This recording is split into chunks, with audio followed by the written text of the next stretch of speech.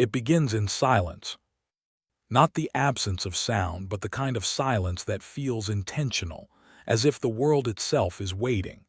Generations had passed with promises spoken through prophets, whispers of a coming Savior, a king unlike any other. And yet, for many, those promises had faded into distant memory. Then, without warning, the silence breaks. A young woman named Mary is alone when everything changes. She is not powerful, not wealthy, not widely known, just ordinary, and that is precisely where the story begins. An angel appears, not as a metaphor, not as a dream, but as a presence that interrupts reality itself. The message is clear, direct, and almost impossible to comprehend. She will give birth to a son, not just any son, but one who will be called the Son of the Most High. There is no build-up, no negotiation, just a moment that divides her life into before and after. Mary's response is not loud, it is not dramatic, it is quiet, steady, and decisive. She accepts. And with that, history shifts. The birth does not happen in a palace. There are no royal halls, no crowds waiting in anticipation. Instead, it unfolds in obscurity, in a place meant for animals, not kings. It is messy, uncomfortable, human. And yet, this is where the divine enters the world. A child is born, fragile, dependent, wrapped in cloth and laid in a manger. At the same time, something extraordinary happens beyond human visibility. The sky itself becomes a stage. Shepherds, ordinary men watching over their flocks, are suddenly surrounded by light. Fear grips them instantly, but the message they receive cuts through that fear. Good news, great joy for all people. They are told where to go, not to a throne, but to a manger, not to a ruler in power, but to a child in vulnerability. And they go. Elsewhere, far from this quiet scene, wise men begin a journey. They are not guided by voices, but by something just as powerful, a sign in the sky. A star that does not behave like other stars. It moves. It leads. They follow it, not fully understanding what they will find, only knowing that it matters enough to leave everything behind. When they arrive, they bring gifts, not random offerings, but symbols.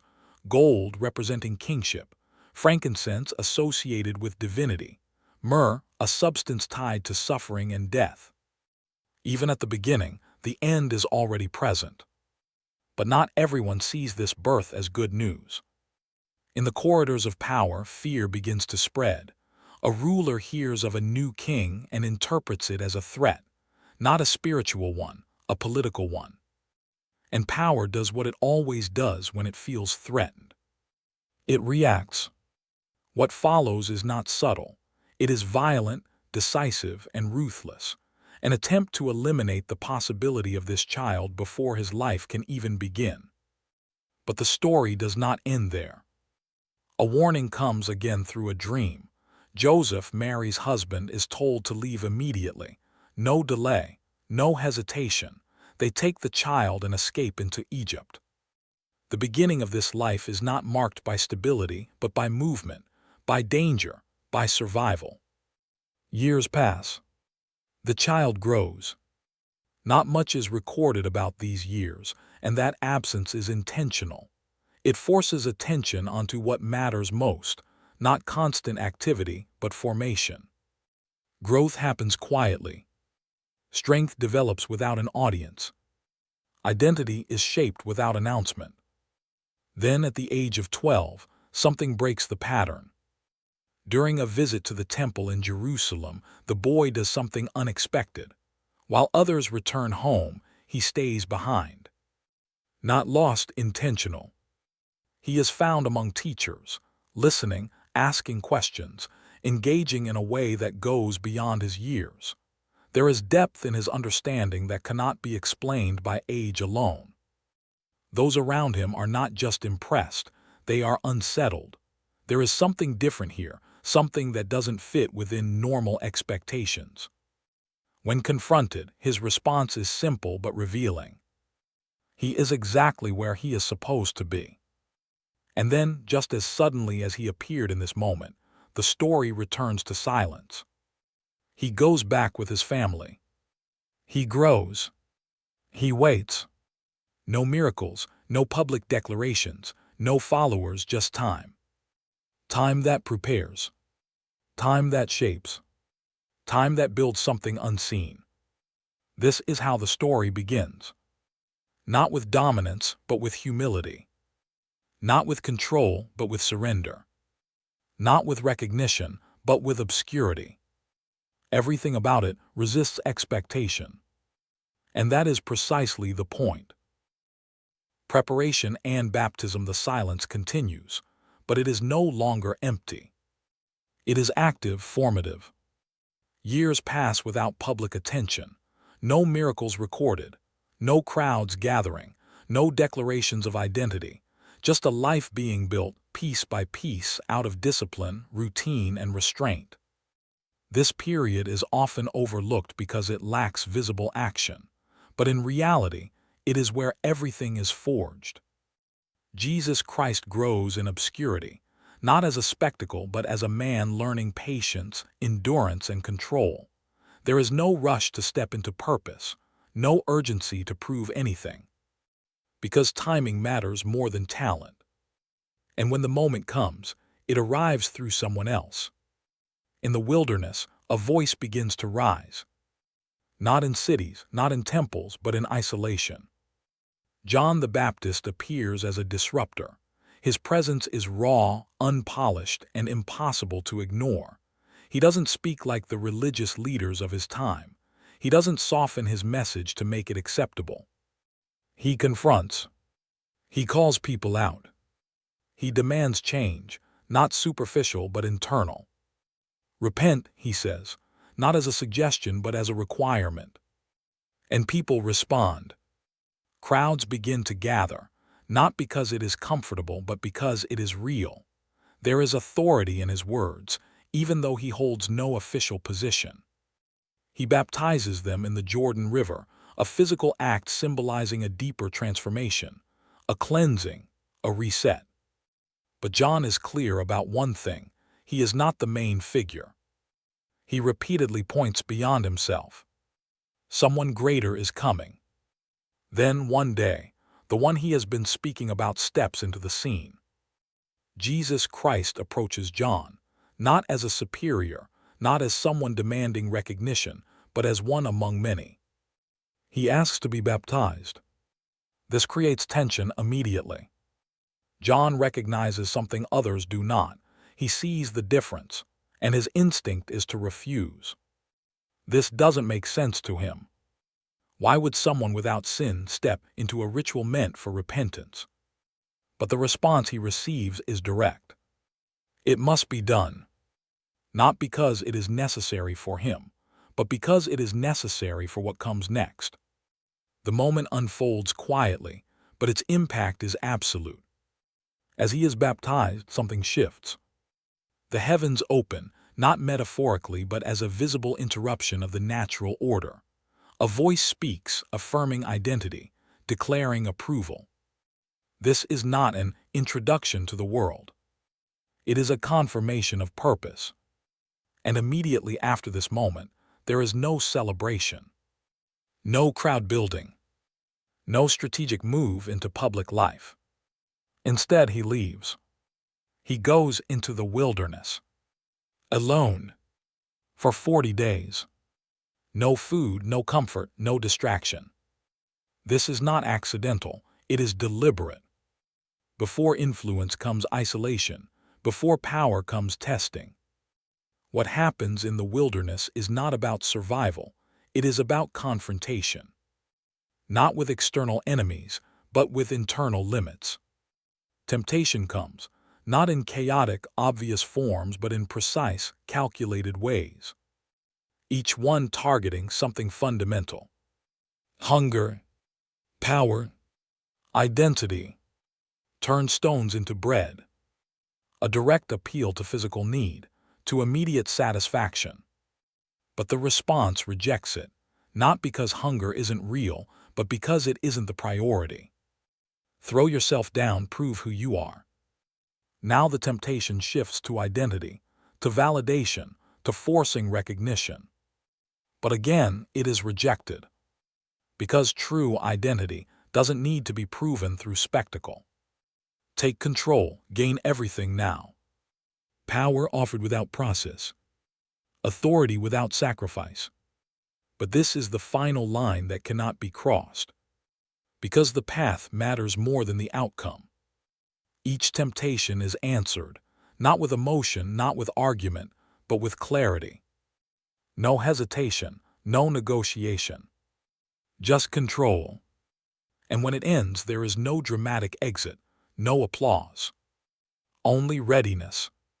He leaves the wilderness not stronger in appearance, but sharper in purpose. Focused. Uncompromised. Prepared. This is the transition point. The hidden years are over. The preparation is complete. And what comes next will not be quiet.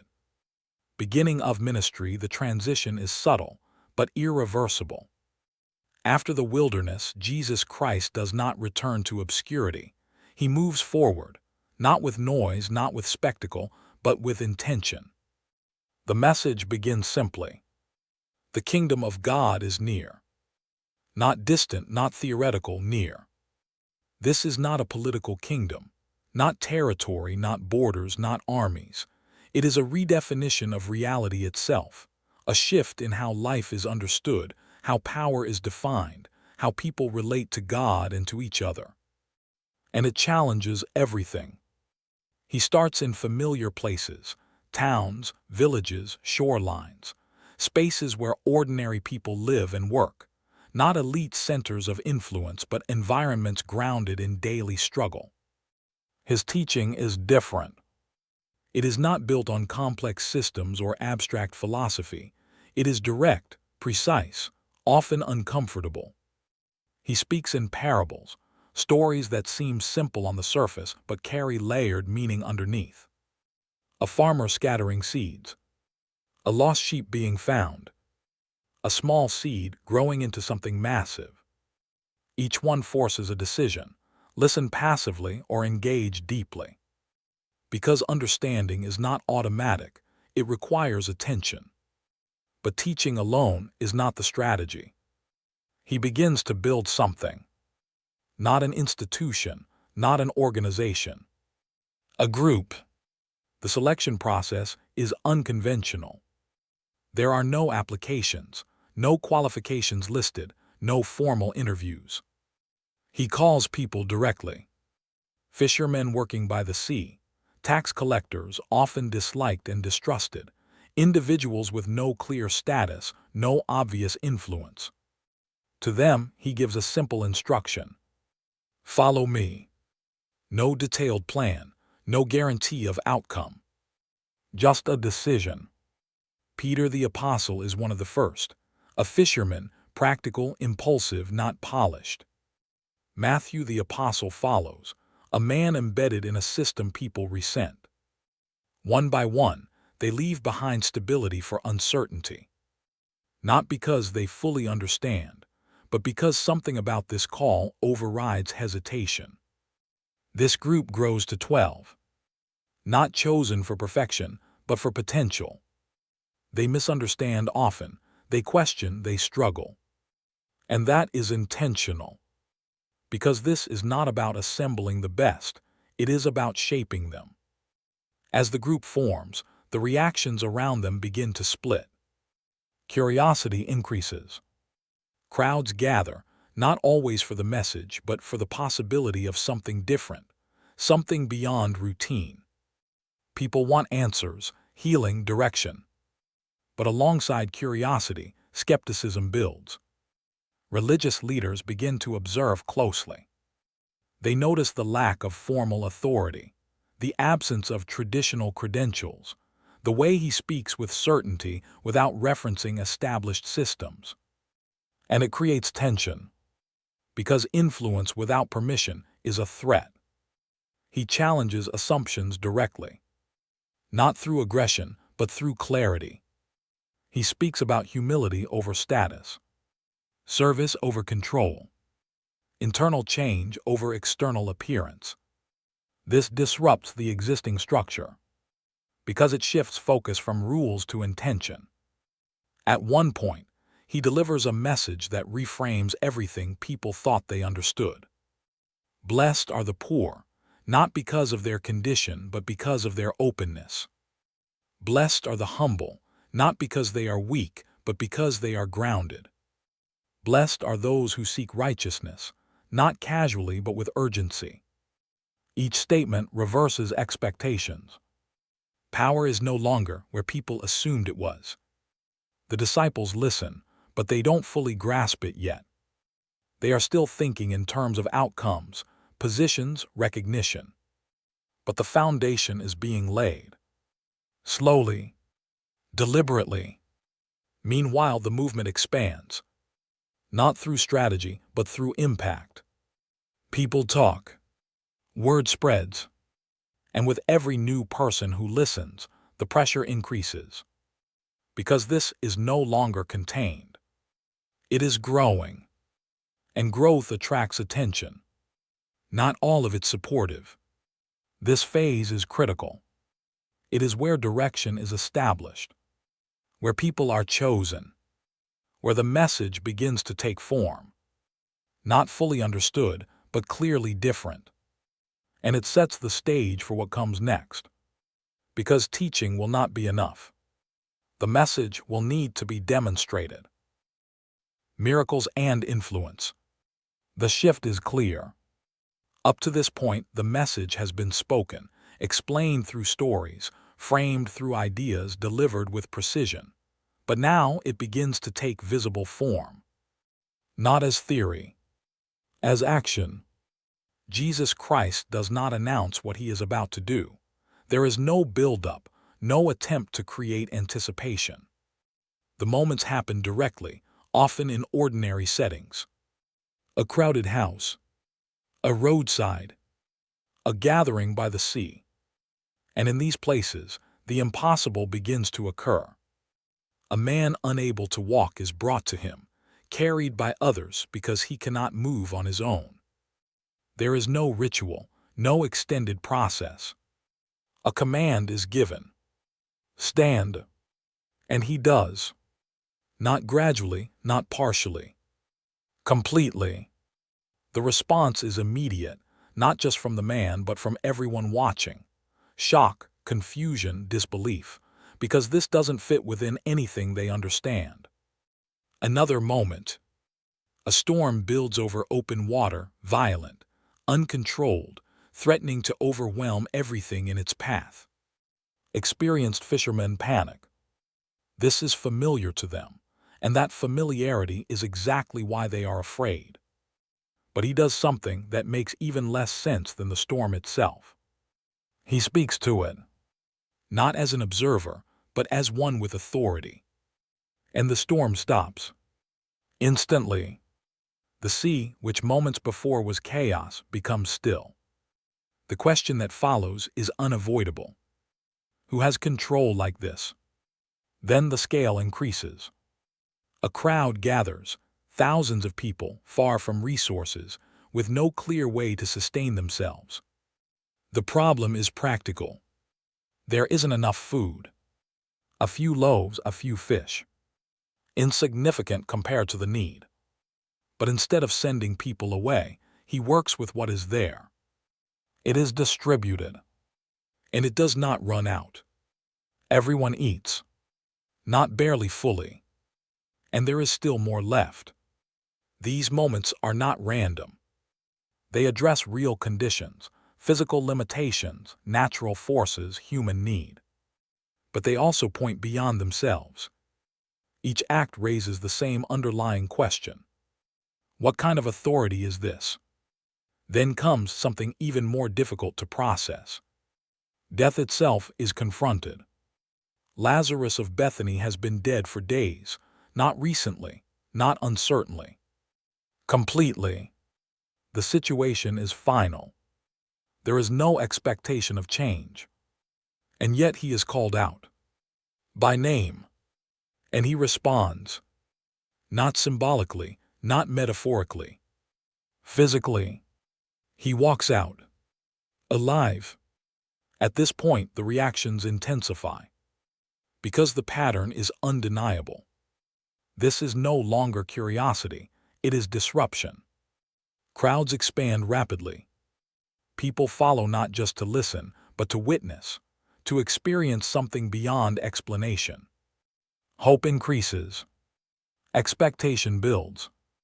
Some begin to believe that this could lead to something larger, perhaps even a shift in power, a change in the structure they live under.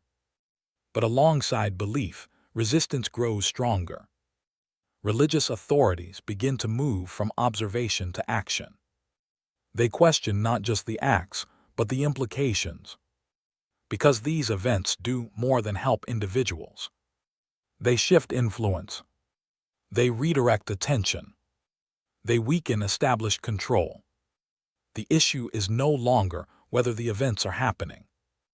It is what they mean. They challenge him directly. Question his authority.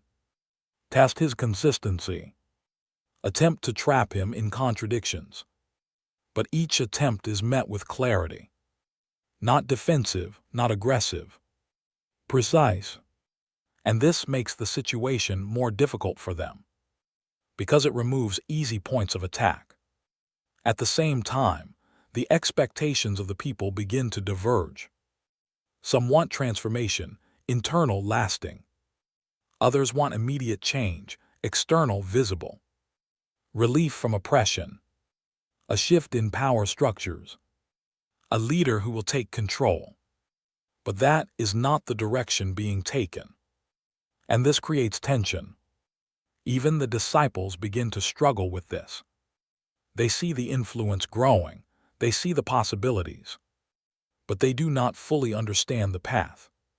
They are still thinking in terms of outcomes, positions, recognition, impact. And yet the direction remains consistent. No shortcuts.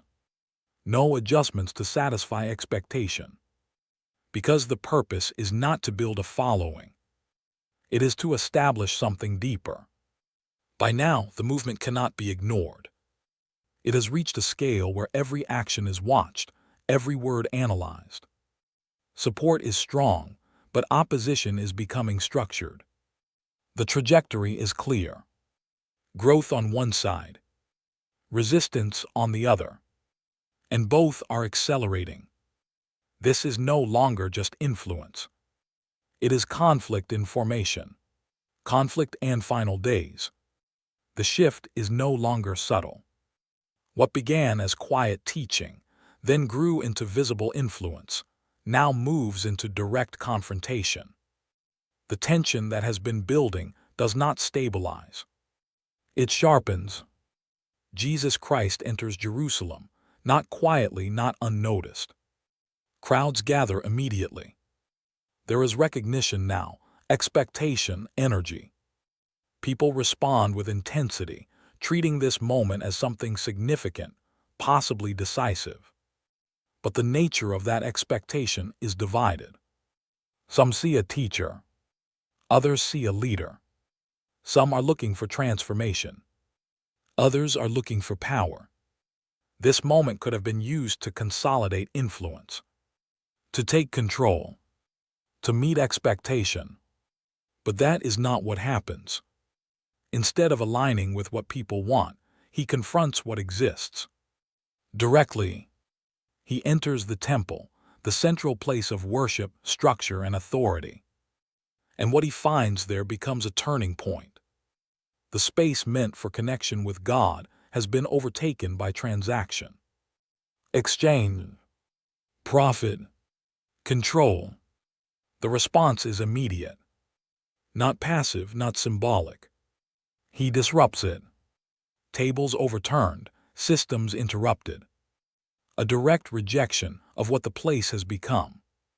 This is not just an act, it is a statement. And it forces a reaction.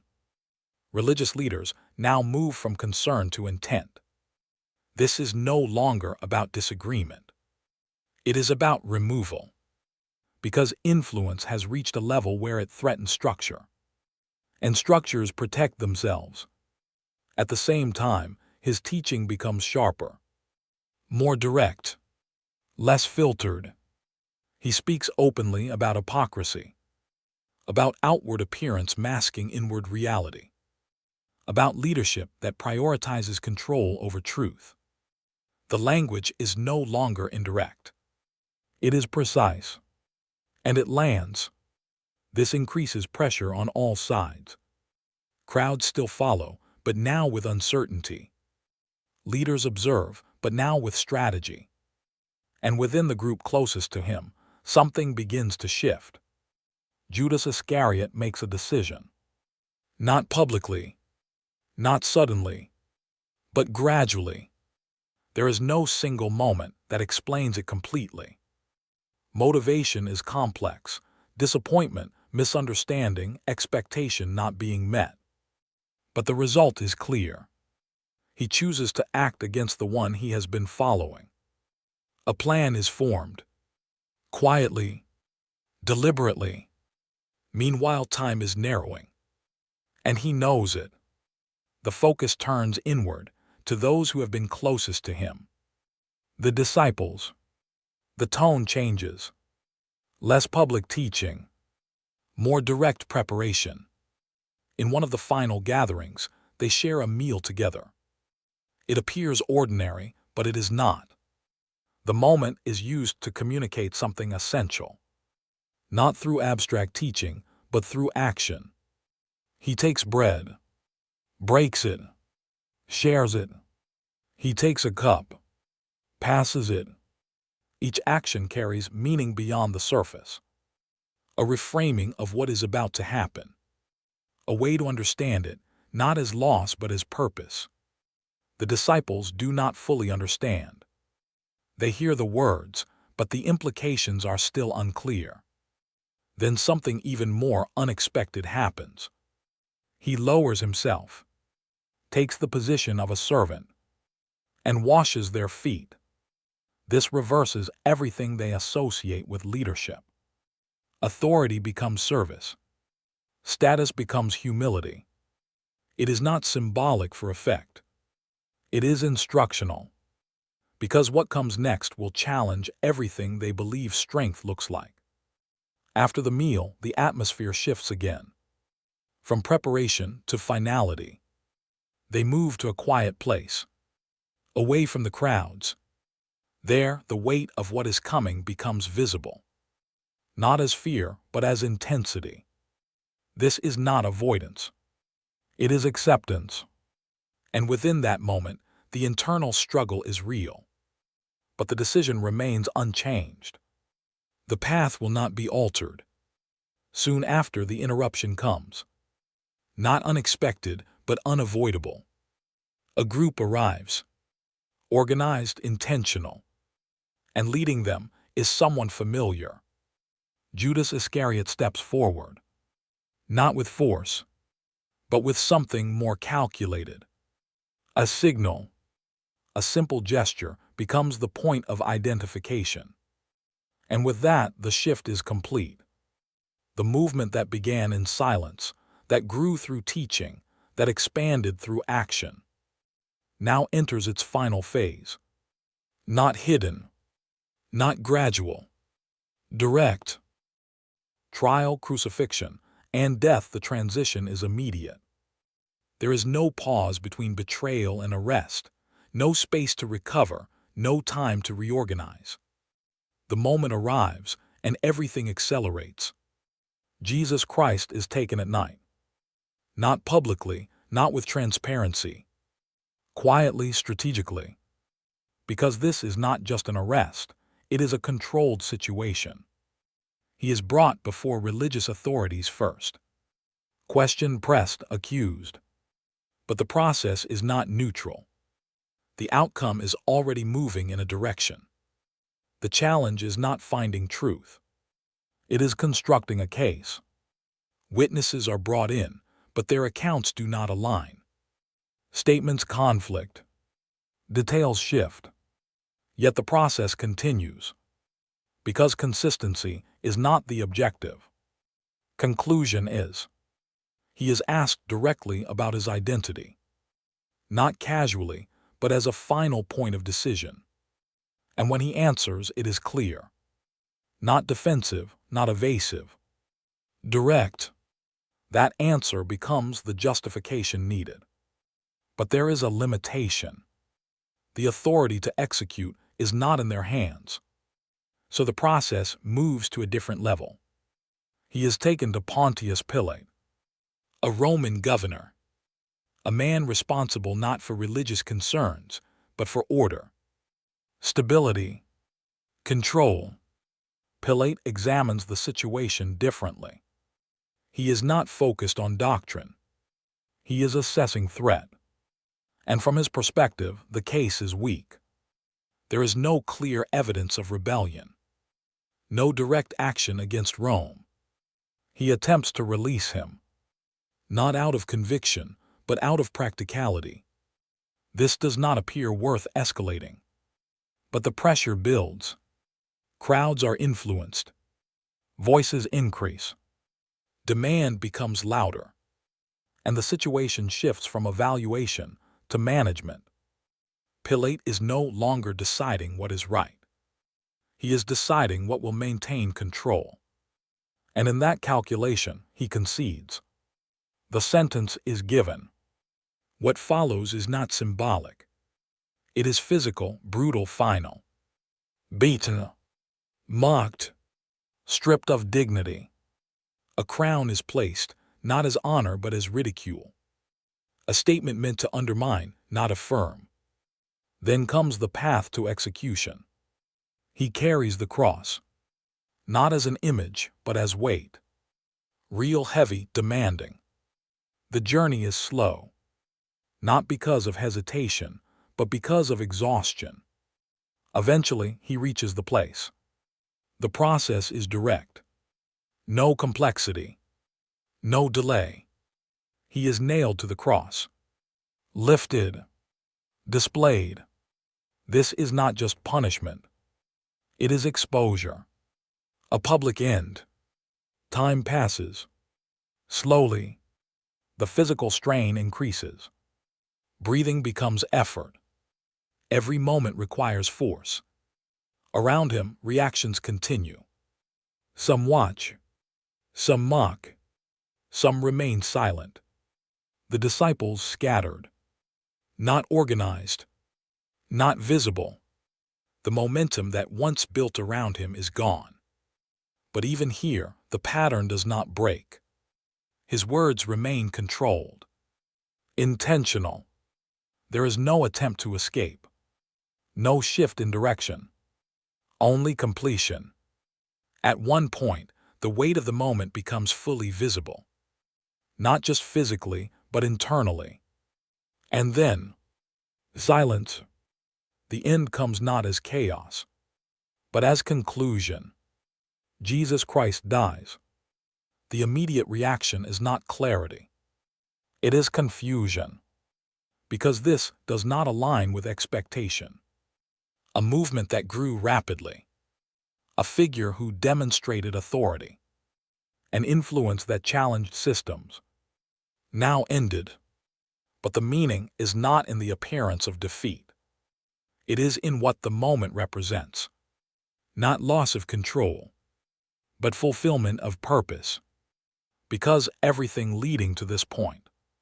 The birth in obscurity. The years of preparation.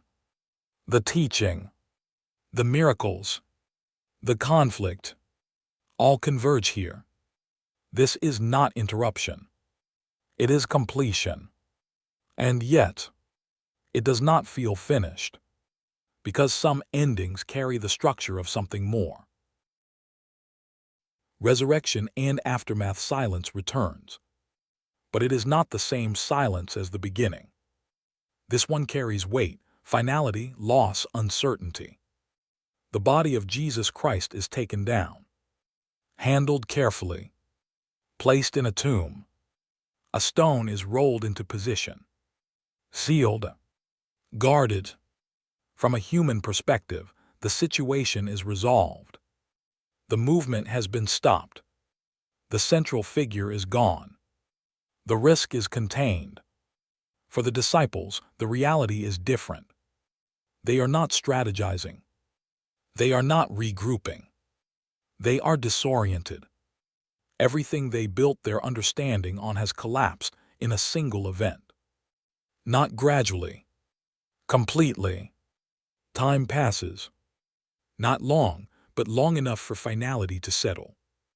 Then early, before the day fully begins, something changes. The tomb is no longer sealed. The stone is moved. Not partially. Completely. Those who arrive first are not expecting anything unusual. They are not looking for a miracle. They are continuing a process. But what they find interrupts everything. The tomb is empty. Not disturbed in a chaotic way. Not looted. Empty with intention. This creates immediate confusion. Not belief. Not clarity. Questions. Where is the body? What happened? Who moved it? Then comes the first shift. Mary Magdalene encounters something she does not initially understand. She sees him, but recognition does not come instantly, because expectation controls perception. And this is not expected. When realization comes, it is not gradual. It is immediate. The one who was dead is now present, not as memory, not as idea. Physically, this is not announced broadly at first. It unfolds through encounters. One person, then another. The disciples begin to see him, not collectively at first, but individually in moments that force them to confront what they are experiencing. Doubt is still present. Not everything is accepted immediately. Questions remain.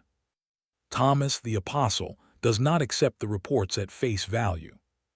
He requires direct evidence, contact, verification, and he receives it. This is not belief based on assumption. It is confirmation based on experience. As these encounters increase, the structure begins to return.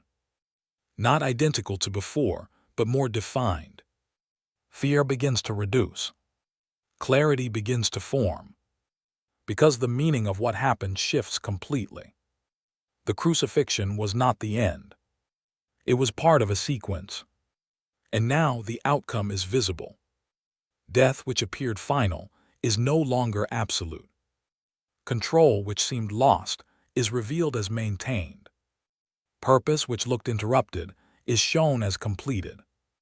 Before leaving them, he gives direction. Not vague. Not symbolic. Clear. Continue. Carry the message forward. Not as observers, but as participants. The responsibility shifts. From one central figure to a group. Not perfect. Not fully confident. But now certain of what they have seen. And that changes everything. Because movements built on ideas can fade. But movements built on witnessed events persist. The story that began in silence, moved through obscurity, grew through action, reached conflict, and appeared to end, does not conclude in the tomb. It continues beyond it. And that continuation becomes the foundation of everything that follows. The spread and legacy. The story does not pause after the final appearance. It shifts from a single life to a distributed movement. The group that once followed Jesus Christ is no longer centered around physical presence. There is no longer a figure to gather around in the same way. And that forces change. At first, the group remains contained. They stay together, not out of strategy, but out of uncertainty. But the instruction they were given does not allow them to remain in place. It requires expansion. The message begins to move outward, not through institutions, not through systems, but through people. Peter the Apostle takes a leading role, not because he was the most consistent earlier, but because he has been shaped through failure and correction. His approach is direct, public, clear. He speaks to crowds, explaining what has happened, connecting events that once seemed disconnected. And people respond, not gradually, in large numbers. This marks a shift. The movement is no longer defined by proximity to one person. It is defined by belief in what has been witnessed. But growth introduces pressure. Authorities respond again, not to a single individual this time, but to a spreading influence. Arrests begin. Warnings are issued. Attempts are made to contain the expansion. But the structure has changed. It is no longer centralized. And that makes it harder to control. At the same time, new figures emerge. Paul the Apostle begins from the opposite position. Not as a follower, but as an opponent. He actively works against the movement. With precision. With authority. Until a moment interrupts his direction. An encounter that forces a complete reversal. From opposition to participation, and then to leadership. His role becomes critical because he extends the message beyond its original boundaries into new regions, new cultures, new audiences. This is where the movement transitions from local to global. But expansion does not remove resistance. It intensifies it. Because now the influence is not just growing. It is spreading into systems that were not built to accommodate it. Conflict continues, but so does momentum. And over time, the structure becomes more defined. Communities form. Teachings are recorded. Messages are preserved. Not as isolated events, but as a connected narrative. What began with a single birth in obscurity now exists across regions, across cultures, across time. The core does not change. The message remains consistent, but the scale increases. And with that scale comes legacy, not just as history, but as ongoing influence. Because this story is not contained within its original timeline. It continues to be told, repeated, interpreted, and that continuation is what gives it permanence.